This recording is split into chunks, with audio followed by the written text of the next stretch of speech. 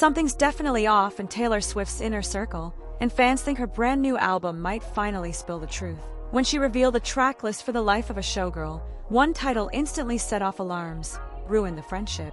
4 years, Taylor and Blake Lively were inseparable, directing videos together, sharing inside jokes, even having Blake's daughter's voice featured in Taylor's music.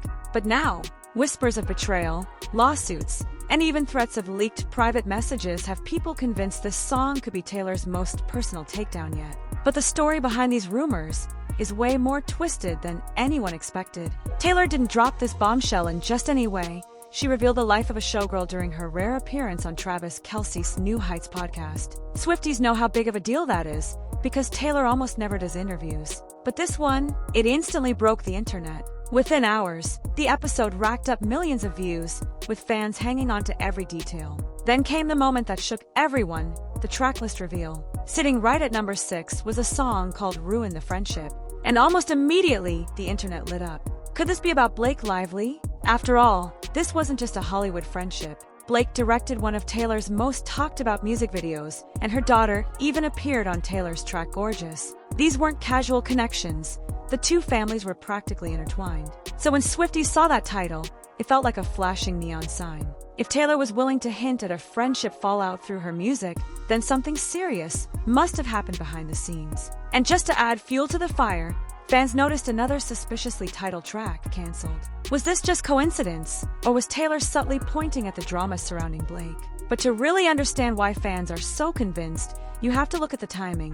What really set fans off wasn't just the track titles, it was the theme of the entire album. Taylor made it clear that The Life of a Showgirl isn't about what happens under the spotlight. Instead, she said the songs capture what was going on offstage during the era's tour. And that detail sent Swifties into overdrive, because offstage is exactly where the rumors about her and Blake started to swirl. Think about it, Blake's controversies were exploding at the same time Taylor was wrapping up her record-breaking tour. By the time speculation about their friendship hit the headlines, Taylor was already deep into this new album. Fans couldn't help but connect the dots. Was she secretly writing about the chaos behind the scenes the whole time? Then there's the suspicious timing. Blake's issues didn't really boil over until last year, which lines up almost perfectly with when Taylor said she was crafting some of these new tracks. Add in song titles like Ruin the Friendship and Cancelled, and suddenly it doesn't feel like coincidence anymore. To Swifties, it feels like Taylor is hiding a story in plain sight, and the clues all point to Blake.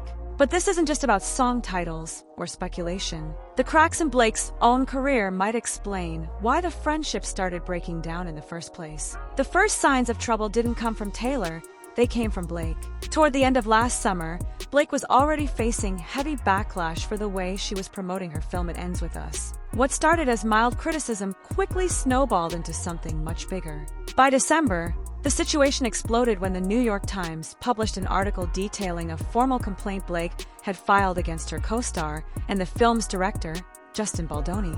In it, she accused him of harassment and creating what she described as a toxic work environment on set. The claims painted a messy picture of boundary issues and inappropriate behavior behind the camera, and the headlines spread like wildfire. But Justin didn't sit quietly. Instead, he hit back with a staggering $400 million defamation countersuit against Blake, her husband Ryan Reynolds, and even their publicist. His team argued that Blake was trying to destroy his reputation and career with false allegations. This wasn't just a typical Hollywood feud anymore, it was a full-blown legal war. And as the case grew uglier, Taylor Swift's name suddenly got dragged into the chaos in a way no one saw coming. Somehow, in the middle of this Hollywood meltdown, Taylor Swift's name got dragged into the fight. Justin's legal team claimed that Blake had been using her closest connections, especially Taylor and Ryan Reynolds, as leverage against him. In their words, Blake referred to them as her dragons, the people she could call on to protect her and back her up when things got ugly. To strengthen their case, Justin's team actually subpoenaed Taylor. They alleged that Blake had tried to use Taylor's influence to push through changes on the script, making it seem like Taylor herself was a silent player in the feud. But Taylor's camp immediately shut this down. They clarified that her only connection to the film was licensing her song My Tears Ricochet, one of many tracks used on the soundtrack. She had no part in casting, rewrites, or production, and in fact, hadn't even seen the movie until weeks after its release. It was clear what was happening. Justin's team wasn't really after Taylor's involvement. They were after her name. By tying one of the biggest celebrities in the world to their case, they knew the headlines would blow up even bigger. And unfortunately for Taylor, this was only the beginning. Because the next allegation dragged her into something much darker, a claim that Blake had threatened to expose years of Taylor's private messages if she didn't pick a side. If Taylor thought she could quietly distance herself from the case, that hope disappeared fast. Justin's lawyers doubled down, claiming they had information that Blake had gone even further behind the scenes. According to their filings, Blake allegedly threatened to leak 10 years' worth of private texts with Taylor unless Taylor publicly supported her in the fight against Justin. The accusations sent shockwaves online. Fans couldn't believe it. Blake and Taylor had been presented as practically family, and now one of them was supposedly holding their friendship hostage. To make things worse, reports surfaced that the information had come directly from someone very close to Taylor, her own father, Scott Swift. Page 6 reported that Scott voluntarily shared details with Justin's team, hoping it would protect his daughter from being dragged into the legal battle any further. In exchange, Justin's lawyers would drop their subpoena for Taylor. It was a shocking twist. Not only was Taylor being pulled into someone else's lawsuit, but her own dad was stepping in to shield her from the fallout. Still, the damage was done. Even though the judge later ruled the allegations inadmissible in court, the story was already everywhere. Headlines framed it as a bitter betrayal, the idea that Blake might have weaponized her private friendship with Taylor to save her own career. And while the court threw out those claims, the public was left with a burning question. If this is what was happening behind the scenes, what did it mean for Taylor and Blake's friendship going forward? Once the subpoena was dropped, it seemed like Taylor had escaped the legal mess, but the rumors surrounding her friendship with Blake were impossible to escape. Online, fans were convinced that the bond between the two had shattered. And when you look at the timeline, it's not hard to see why. 4 years, Blake and Taylor had been each other's biggest supporters, but after the lawsuit drama, the silence between them was deafening. No more public shoutouts, no playful cameos, no signs of a close connection they once flaunted so openly. Swifties began dissecting every clue, and all eyes turned back to Taylor's new album. Was Ruin the Friendship really a subtle nod to the fallout? Or was it aimed at someone else entirely? Like Carly Kloss, another friendship that once ended in whispers and speculation? Then came Taylor's comments on the New Heights podcast. While she didn't name names, fans couldn't ignore her words. She explained how her name could end up in headlines for stories she had nothing to do with, adding that sometimes people might just be out here doing too much. To Swifties, it felt like a veiled jab, a way of addressing the Blake and Justin chaos without ever saying it directly. And in typical Taylor fashion, she left just enough ambiguity to keep everyone guessing. Was she shading Blake? Was she simply venting about fame? Or was it her way of letting fans know that not every friendship survives the pressures of Hollywood? One thing's for sure, whether intentional or not, the speculation only grew stronger. And with the album release looming, everyone was waiting to see if the lyrics would confirm their suspicions. But the biggest question remains, did Taylor actually turn this messy friendship fallout into one of her most cutting songs yet? Of course, no Taylor Swift album rollout would be complete without Easter eggs, and fans are convinced she's been hinting at this drama for months. At the final show of the Eras tour, Taylor walked on stage carrying an orange door, a completely random prop that immediately set the fandom into detective mode.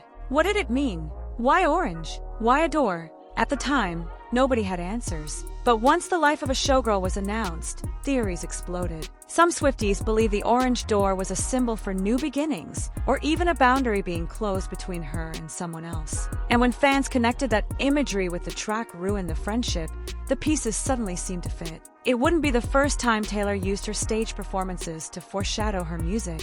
From cryptic outfits to setlist swaps, her entire career has been built on leaving trails of breadcrumbs for fans to follow. So when the album art and tracklist finally dropped, many people felt like the orange door had been the first warning sign of what was to come. But the Blake theories didn't stop there. Because for some fans, the drama around Ruin the Friendship didn't just feel like déjà vu, it reminded them of another friendship fallout that once dominated Taylor's world. For longtime fans, the rumors about Blake feel eerily similar to another friendship breakup that once kept Swifties guessing: Taylor's split from Carly Kloss. Back then, Taylor and Carly were practically inseparable, gracing magazine covers together, attending every major event side by side, and even living together for stretches of time. Then, almost overnight, it all fell apart. No explanation, no public statement, just silence. Theories swirled for years. Some said it was jealousy, others pointed to betrayals in the business world. And of course, fans dissected Taylor's lyrics, convinced that songs like It's Time to Go and Better Man were subtle digs at Carly. To this day, Taylor has never confirmed the true story, but the pattern is impossible to ignore. Now, with Blake, Swifties are seeing the same red flags: a sudden distance, suspicious timing, and a new tracklist that looks just a little too pointed to be coincidence. Some even argue that Ruin the Friendship could be about either Carly or Blake, or maybe both rolled into one. That's the thing about Taylor's songwriting. She blurs the lines between fact and fiction, so while that fans are left to connect the dots themselves. And once the speculation starts, it never really stops. Which is why the involvement of Taylor's father in the Blake drama added a whole new layer that nobody saw coming. If there was one twist in this entire saga that truly shocked fans, it was the involvement of Taylor's father, Scott Swift. Normally, Scott stays completely out of the spotlight. He's known for being fiercely protective of Taylor, but never one to make headlines himself. That changed when reports surfaced that he had directly stepped into the Blake and Justin mess. According to legal documents and insider reports, Scott allegedly provided information to Justin Baldoni's team that painted Blake in a damaging light. The claim that Blake had threatened to expose a decade of private texts with Taylor if she didn't publicly side with her. By offering this information, Scott effectively gave Justin's lawyers what they wanted, and in return, they agreed to drop their subpoena for Taylor. For Swifties, this move spoke volumes. It showed just how determined Scott was to shield his daughter from being dragged any deeper into a legal battle that wasn't hers to fight. But it also raised a chilling question. If her dad was willing to make that kind of deal, what did it say about how serious the situation really was between Taylor and Blake? The idea that Taylor's father had to intervene at all left fans convinced the friendship was already beyond repair. And with Taylor staying silent, it was Scott's actions that told the story louder than any statement ever could. Still, Taylor has always been a master at spinning personal chaos into art. And for many fans, that's exactly what they believe she's doing again with the life of a showgirl. The moment Taylor revealed the album and its track list, the internet turned into a battlefield. Swifties were split straight down the middle. On one side, fans were convinced Ruin the Friendship was a thinly veiled message to Blake Lively, proof that their once tight bond had collapsed under the weight of scandal. On the other, defenders argued that the speculation had gone too far, that Taylor's lyrics shouldn't always be read as direct diary entries, and that the friendship might still be intact. The debate didn't stay quiet either. TikTok flooded with theories, Twitter threads went viral dissecting every lyric possibility, and Reddit turned into a full-blown investigation board. Some fans pointed to the timing of Blake's controversies, others zoomed in on Taylor's carefully worded podcast comments, and a few even suggested the whole narrative was a distraction, that the real inspiration could be someone else entirely. Meanwhile, Blake's supporters pushed back. They argued that Taylor had been unfairly dragged into a lawsuit she had nothing to do with, and that blaming her for the fallout only added fuel to an already messy fire. But Swifties countered that even if Taylor wasn't directly involved, the pressure and betrayal from behind the scenes were impossible to ignore. What everyone could agree on, though, was that Taylor had once again managed to capture global attention. With just a few song titles and carefully chosen words, she turned an album announcement into weeks of speculation, endless content, and non-stop headlines. And for someone who built her career on weaving mystery into music, that's exactly where she thrives. But the bigger question remains, did Taylor really use this album to expose one of her most shocking friendship breakups, or are fans chasing shadows she left behind on purpose? At the end of the day, the truth behind Ruin the Friendship is still locked away in Taylor's lyrics, and maybe it always will be. That's the brilliance of her storytelling. She gives just enough detail for fans to connect the dots, but never enough to erase the mystery. Was it really about Blake Lively? Was it Carly Kloss all over again? Or could it be someone completely unexpected, a friendship we never even knew existed? What we do know is this: the fallout rumors, the lawsuit drama, the Easter eggs, and the track list have all combined to create one of the most anticipated Taylor Swift albums yet. Whether or not she meant to, Taylor has once again turned speculation into momentum, and the world is waiting to see if she confirms or denies any of it through her music. Until then, the theories will only get louder, and every lyric will be picked apart like a puzzle piece. And maybe that's the real genius of Taylor Swift, turning whispers, scandals, and friendships gone wrong into a global guessing game that keeps her at the center of every conversation. So here's the question for you. When Ruin the Friendship finally drops, who do you think it's really about?